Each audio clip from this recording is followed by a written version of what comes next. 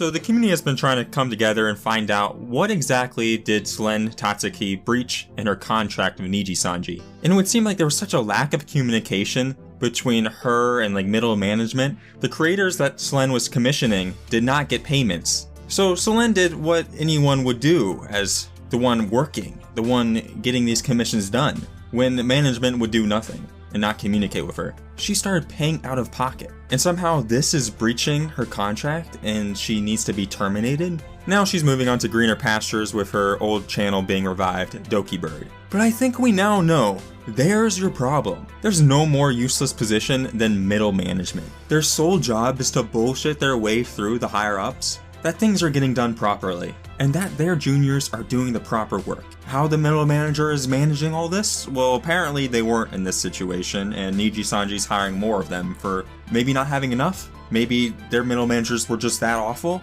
But really this is a general problem with almost all agencies and just workplaces. Ideally, especially with something like VTubers, you wouldn't need management. You would own the rig yourself and could just stream on your own time on your own rules. Instead, we're not the only class, so instead agencies offer things that we don't necessarily have the resources for. The VTubing rig, the network, the platform itself, assistance in general in starting this career. But we all know these people are talented, they got applied through an agency. Most of them are past creators, successful ones at that, so they can do it. And these agencies act as a parasite on that talent. So this is a bit of an offhand recommendation, but this is why you should really watch the comedy Middle Manager Tonegawa. There's this one episode later in the show where Tonegawa is in charge of promoting his business's social media. But with his boomer sensibilities, he's awful at it. So instead of doing it himself, he grabs someone who is doing bad publicity for their business, throws him in a prison cell, and tells him, hey, you're pretty good at this, how about you do it for me? And then eventually, if you get enough retweets, you'll be a free man.